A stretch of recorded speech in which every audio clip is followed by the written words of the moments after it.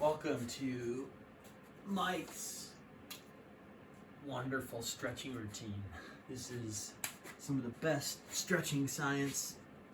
It's taken 10 years to bring it all together, and it's good stuff. Of course, you want to have some fluids after your run. Nice to have that around, maybe some electrolytes. The first thing I like to do is what's called the couch stretch. A couple variations to take here. You can do it from a low lunge, so you'd start knee on the ground, basically get a handle on your foot, and basically alternating, kind of breathing in and out in a cat-cow fashion. So out, down, in, basically pushing a little further back in and getting more of a quad stretch. So that's one variation, and you'd switch. But a deeper stretch, you just go to some kind of fixed surface. Could be a couch, a bed, a pillar, whatever. So you want to work eventually to get your knee all the way to the base of whatever you're leaning against. And if that's too intense, you just move your knee away from the wall. The goal is to get into a lunge. Same thing, just a couple rounds of breath in or out, in. And then we're just gonna go ahead and stay down for a sec. And you're kind of pushing your hips down and pushing them back. You kind of want to shoot for shoulder blades against the wall. This gets pretty intense. You can also get a nice twist in here.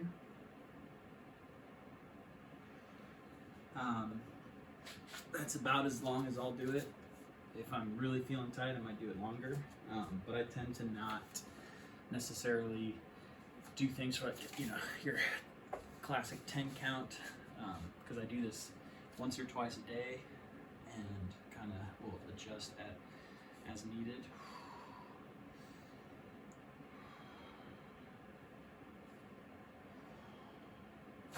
Ooh, slip there.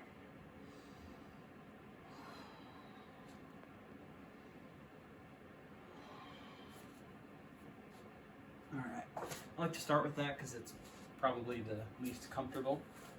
Next, I like to do some forward fold flossing. So start kind of with a straight back and slowly kind of fold yourself down. You're going to grab behind somewhere on the legs and basically use your hands to pull yourself down so that's to get deep, and then to get long you're going to straighten your legs out. So it's kind of a back and forth. I find it kind of like a playful cycle, and you're typically breathing in,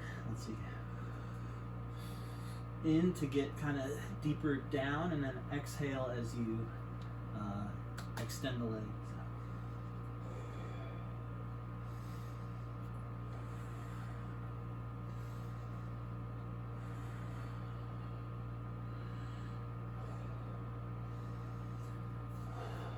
And try to press your palms far down. Unroll the spine, get a nice back bend. And this time, really try to pivot or hinge at the hips and keep the back straight.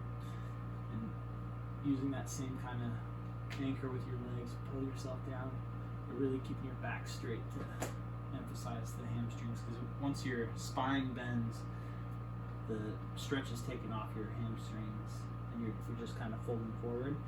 So the straighter your back is, and the more you're pressing your chest down, and by pulling your legs, you can pull your chest down further. You get a nice deep stretch there.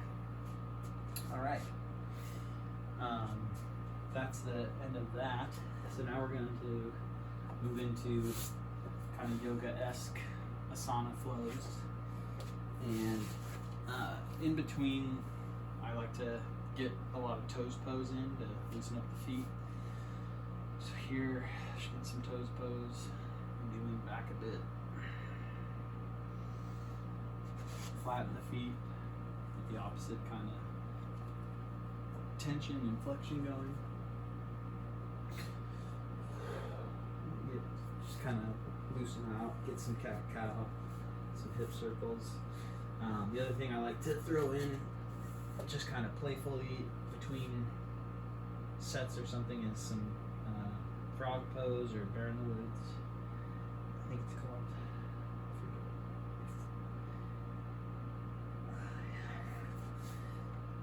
Okay. Kind of using toes pose and frog pose as kind of segue stretches. We're going to go ahead and get into downward dog. And just kind of pedal out here, classic. Probably your first downward dog of the day, as yoga teachers like to say. So I like to do a pretty dedicated, this is really good for preventing Achilles tendonitis, even though I'm experiencing that right now, but more commonly plantar fasciitis from tight calves and soleus. So you're gonna switch to one leg, and then I like to stack my ankles, and while keeping kind of a backwards force pushing, so pushing through kind of your heel basically, but bending at your ankle and dropping your knee. So the wrong way to do this would be to just kind of bend forward, but I'm not pushing back, so I kind of want to keep pushing back through my foot, but pivoting at the ankle, and you're going to feel a nice kind of evolving stretch, moving up and down your calf and your soleus. Your soleus is the meaty stuff below your calf and in between your toes too. So we do that. I like to do both sides twice.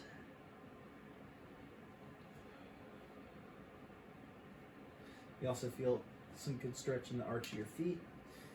All right, from here, get a nice leg lift, quick elbow knee tap, back up, and then into a runner's lunge. You can do either side first. I'm doing my left side. I like to alternate. We're gonna do some world's greatest stretch. So getting a nice twist here. You could, so that's opposite hand. So left leg forward, right hand down, twist up, and then reach. Breathing out on the way down and on the way up. You can also do same hand down as forward foot. It's a little trickier balance wise. It's a nice twist. The other thing down here is just kind of checking in, seeing how the hips are feeling. Get some rotations clockwise, counterclockwise. And another thing I like to monitor is the alignment of my hips. So when I twist, for example, I know that my hip can kind of end up in a diagonal line across my mat. So trying to keep it straight can help focus on different muscles. So we're going to pivot up, reach back, look back, and then bring it through to Warrior 3. I've been doing kind of the standing split / lightning bolt thing. Just get a nice hamstring transition, then back into Warrior 2. Goal is to get a little bit of parallel thigh time, at least hold it for a sec. You can go hands behind back, clasp into humble warrior. Get a nice shoulder and neck adjustment. We'll get a side bend. And then keeping the lunge back, straighten it out. Triangle pose. The pyramid, I forget which one this one is. And then pivot the back foot so both are facing forward, and kind of flossing your straightness of your leg here, and again checking in with your spine. If you're bent over, less intense. If your spine is really straight and you're bending at your waist, a lot more intensity on the hamstring. You can drop down the low lunge and then do some cat-cow type breathing here. So exhale into the hamstring, forward stretch, and then inhale, low lunge.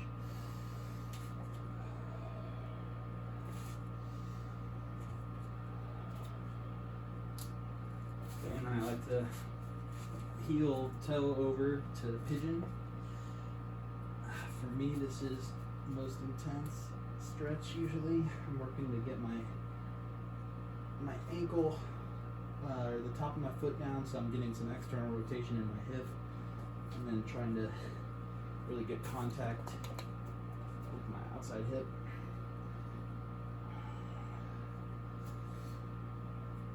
I just kind of feel that one out. All right, so that's the end of one side. Here's that segue I was talking about. Getting some more toes posed. Getting some clasps, some cactus, some neck rolls.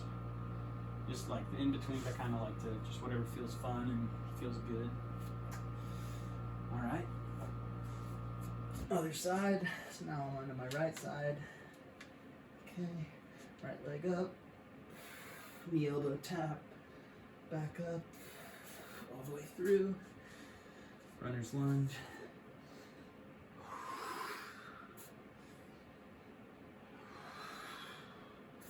Right foot forward, left hand forward. And yeah, again, doing some maybe hip circles, loosening things up, getting twists to both sides maybe. We're gonna swivel up or hinge up with our hip, looking back, reaching back, forward through, warrior three, forward, back into warrior two. Trying to get that parallel again. Nice groin stretch.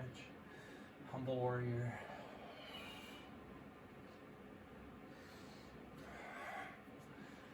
Little side bend.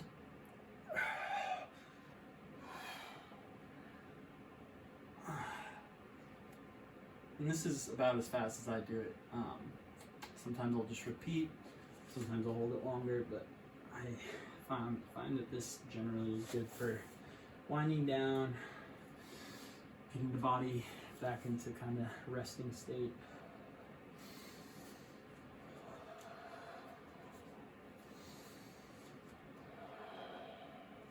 All right, heel toe back over to the pigeon.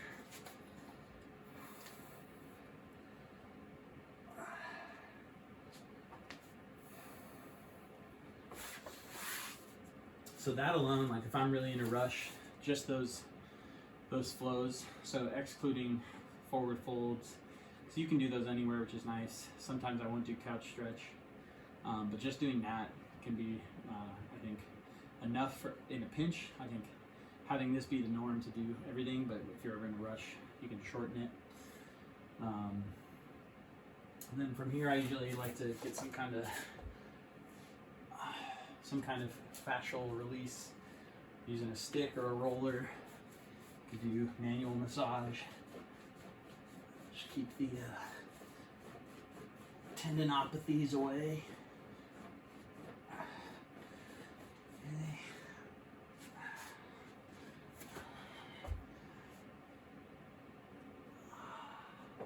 I'm up for me, my hamstrings are always tight, so I'm always getting a little extra hamstring engagement.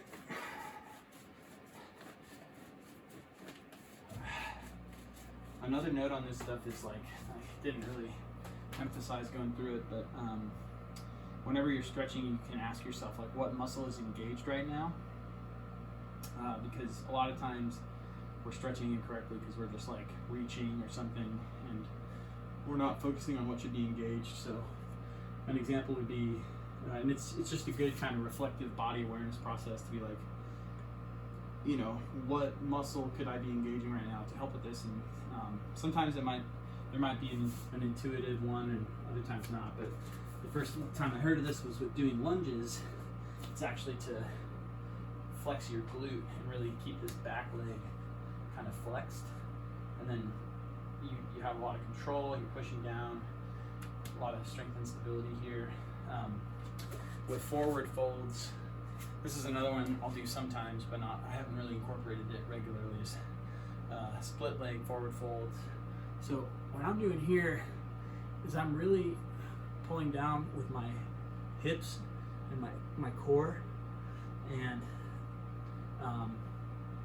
as I floss or whatever, so straightening my legs and stuff, yeah, it's really like I'm pulling my legs together. So like, just always kind of be playful to see if there's some muscular engagement you can get going, because you want to be building muscle over a range of motion and not just reaching and pulling kind of thing. So yeah, here I like to go down in the center, and then some breaths here. Again, straightening and bending the leg. All right. So now it gets increasingly more chill once I'm on the ground, which I like to kind of get the hard stuff done and then wind down. So here I'm just getting my calves, backs, my hamstrings here. Optional, but very effective. Get some more forward fold here. I might spend more time here than I do on my feet.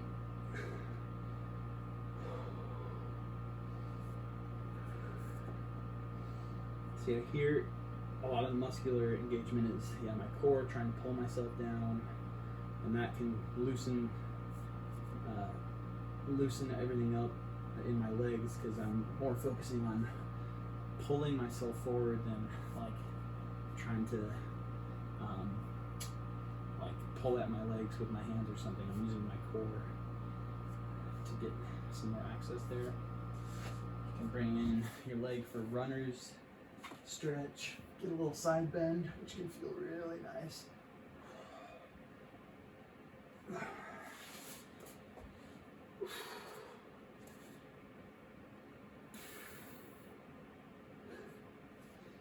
Alright. Sometimes I'll just kind of get a little loosey-goosey crisscross applesauce because I'm pretty tight here, so just check in and see how that's feeling. It's feeling okay today. Switch legs. A little rock and roll.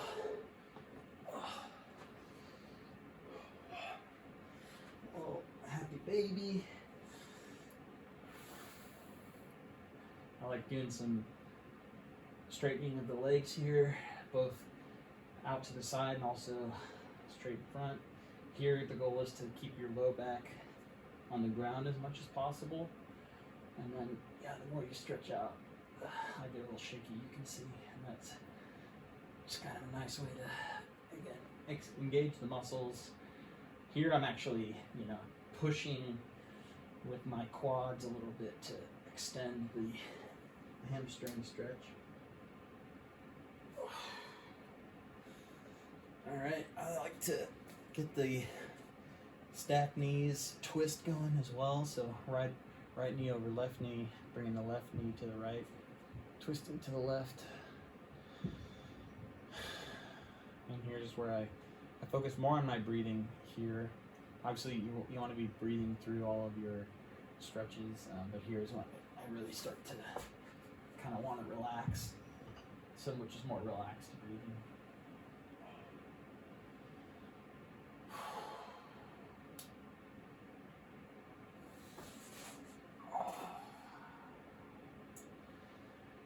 Also bring knees to chest, give a nice hug. Alright, I think that's it for the routine. What I like to finish with is knees or legs up the wall to some degree. And I just go till, this is basically my Shavasana. I like to go until my feet are falling asleep, tingly.